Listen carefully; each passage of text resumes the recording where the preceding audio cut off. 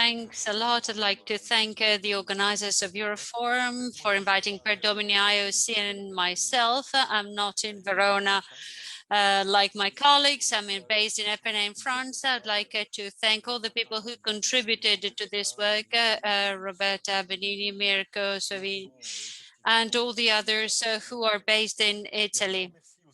To Perdomini. I'd like also to warmly thank Matteo Perini, who will follow my speech to keep presenting on our solutions, and also the Edmund Mark Foundation, who have helped us understand and characterize chitosans on the organic product market. I'd like to just have a look at the different applications of chitin derivatives in the wine world. You all know that chitosan can be used for Brettanomyces or other bacteria, but maybe you are not aware of other winemaking applications, because chitosan is a biopolymer with technical and winemaking properties that are very specific and very special.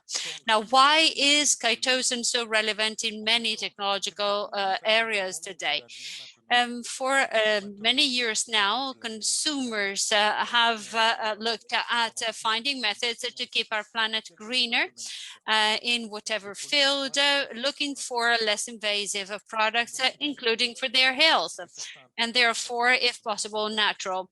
So that leads to an increased adoption of green solutions, including for beverages, and that translates into the need to offer all tools of non-animal origin and low allergenic power with a minimum of chemistry. Now, if you look at how chitosan is produced, crustaceans and insects are the main way to obtain chitin, but as OIV has recommended we need to only use fungal origin chitosan in enology to avoid allergies. Other than the Aspergillus niger, which is authorized by the European Union. Now, so in this presentation, everything that is in red is what we're going to focus on. Chitin is deacylated in a medium to obtain chitosan through many purification techniques. You have different applications.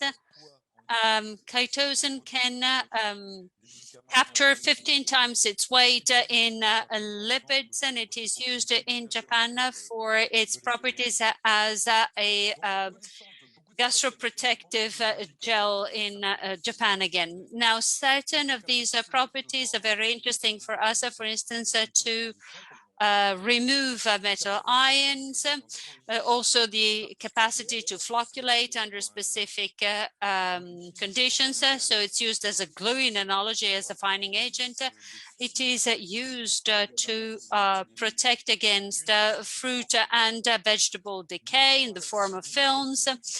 And also there are very many mechanisms that explain chitosan's capacity to be a true antioxidant, and also it has the property of reducing odors, as Professor Chinichi has proved in Bologna, and it can capture certain off flavors such as volatile phenols. So this leads to the use of this product in many applications in winemaking too. Chitosan is essentially has the same backbone as cellulose. The difference is the amino group that is here. So the chitosan's properties are, for instance, that it can create aminoprotonic groups, and that it can create electrostatic bonds, covalent bonds that we're going to refer to later on, and also strong non-covalent bonds, the hydrogen bonds, or interactions of hydrophobic types, such as the collagen, which is 10 times its mass. Its capacity to chelate certain metals has also been demonstrated. We know that it is a catalyst for oxidation in wines.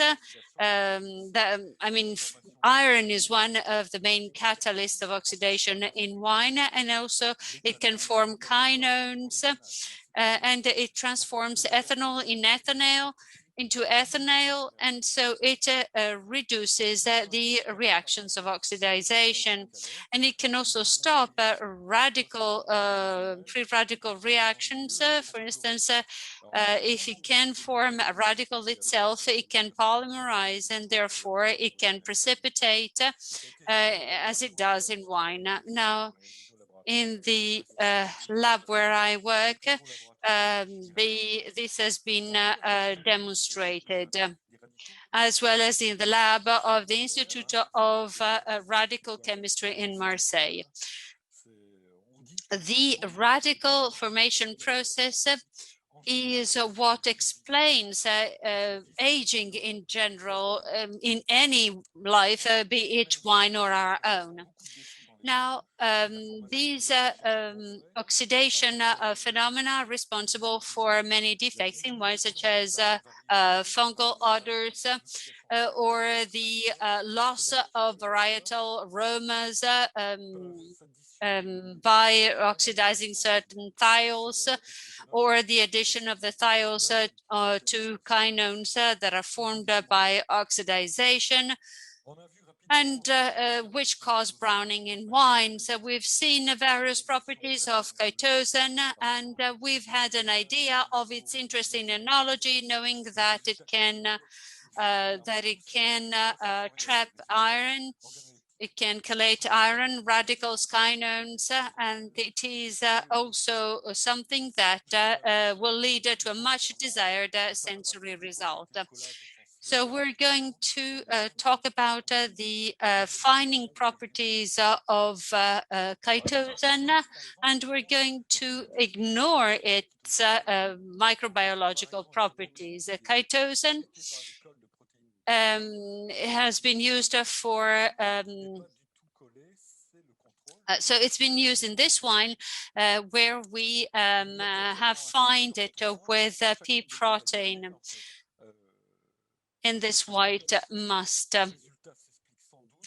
The results you see here are explained by the high ability on the part of Chitosan to exchange electrostatic properties in the juice, and it's a low interaction with the coloring substances in the wine. You see the increase in transmittance, which also has effects on the taste.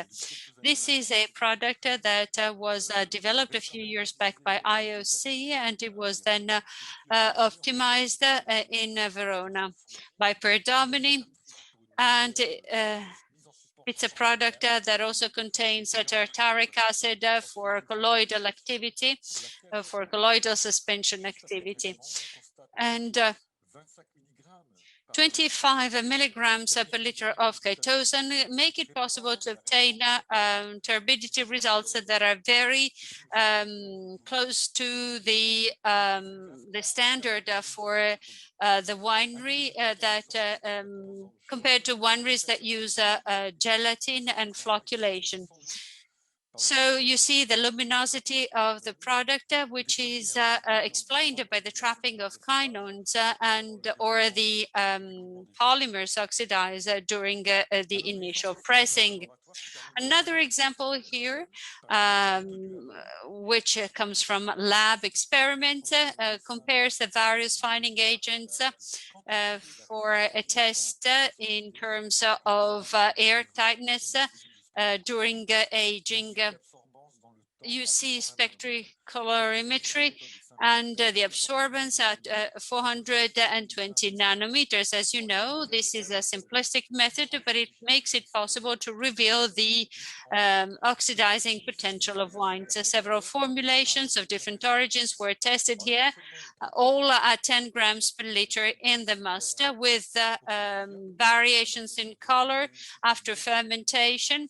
After the manipulation at these doses, neither PVPP nor proteins nor P proteins made it were able to attain a similar result as that obtained with Chitosan using Q-up.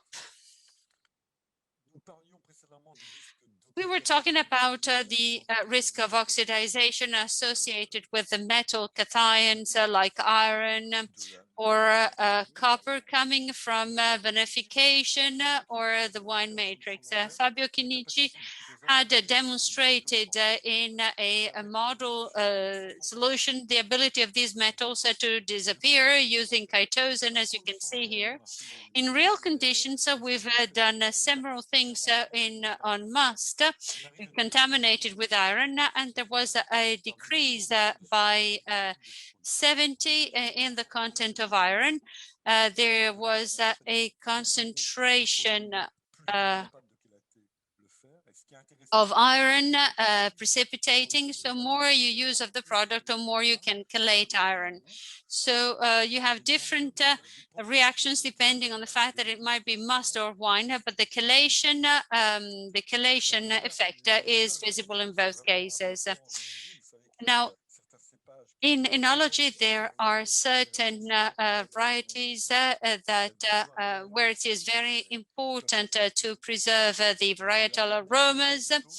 The loss of these varietal substances can be explained by several mechanisms. It could be quinones, and chitosan can interact with it, and therefore, because it can interact with it, probably you can preserve thiols, and thiols can also interact with radicals, and chitosan can also block the radicals. So varietal thiols floated in Mourvèdre must is shown here. You have the control samples. Here you see the increase in free thiols that was brought about in this experiment with the flotation of must with chitosan in it, Q-up. This had been already demonstrated by Fabio Chinichi in Bologna. The mechanisms with thiols are still the same. Look at the last two bars in green and yellow that show that chitosan has the same protective power than SO2 at 80 milligrams per liter. So the benefits can be applied to wine very easily. So wine is there to be drunk. So we need to be aware of the effect on the sensory characteristics on wine. The effect of chitosan is that it brings some more freshness to a significant extent, as you can tell from this figure, and that translates also into less oxidation. The balance to the palate is better, and there's also a tendency to prefer a wine that was floated with chitosan versus a gelatin in sensory tests. The tests that we have carried out in the past 5 years are always in favor of chitosan. And I think I'm not mistaken if I say that in over 100 different tests, chitosan has prevailed as a better choice than other fining agents. Chitosan interacts with phenol oxidation products. So what will it do to catechins and phenols before oxidation?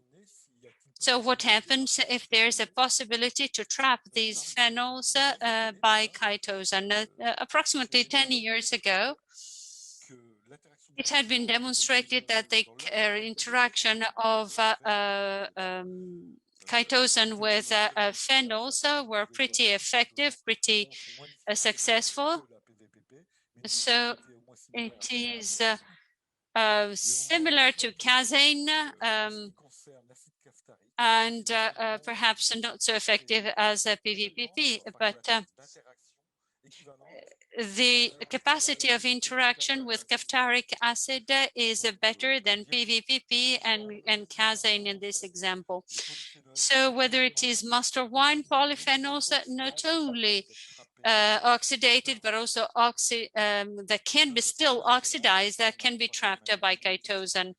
Here we have compared the activity of certain fining agents or preparations with chitosan, as in this case, no-ox, which has an inferior activity to casein in terms of the red component of the wine, the red chrome,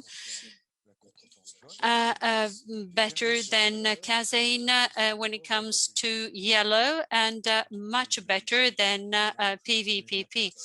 So the interaction of chitosan and is very good on not only oxidized polyphenols, but polymerized polyphenols as well. We carried out a very interesting and very special tasting on a blend of Pinot Noir and Chardonnay that was had been particularly oxidized. It was a reserve wine.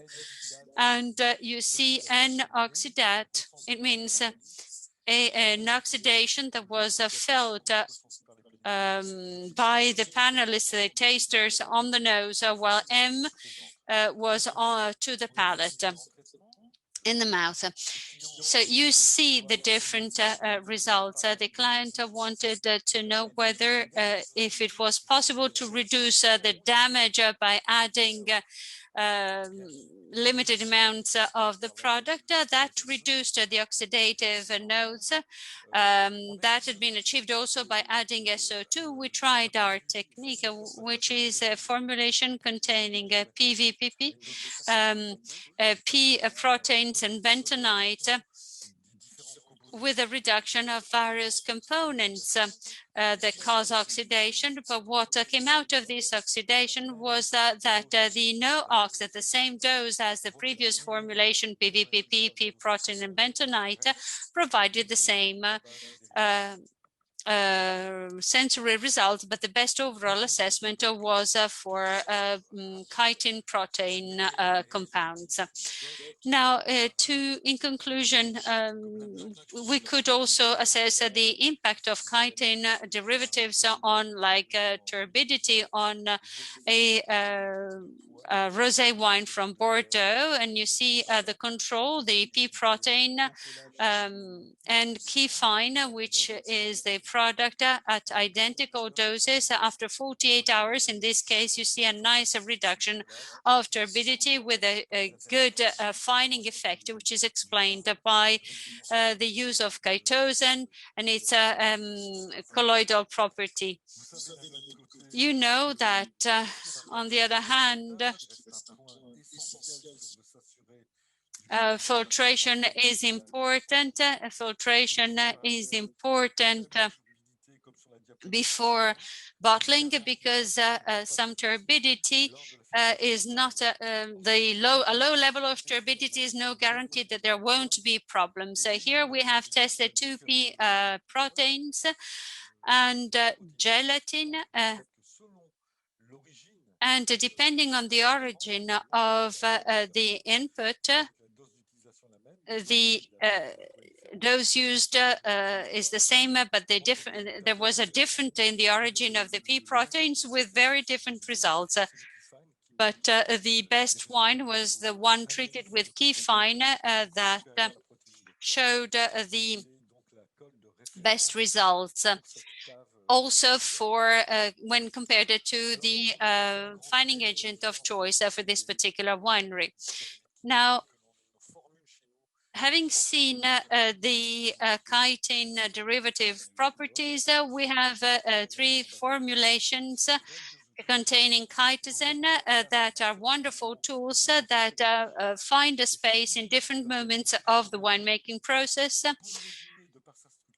throughout the process. So chitosan has different properties that we can use for fining must and wines, and also to anticipate or take care of oxidation products, and also could be a good way to reduce SO2. For time reasons, we could not develop this part in the presentation, but you could discover this in more detail in the various publications that I'm showing on screen. There are several publications between 2019 and 2020 that you might resort to learn more. So if you have questions, it will be with great pleasure that I will take them. I would like to thank you.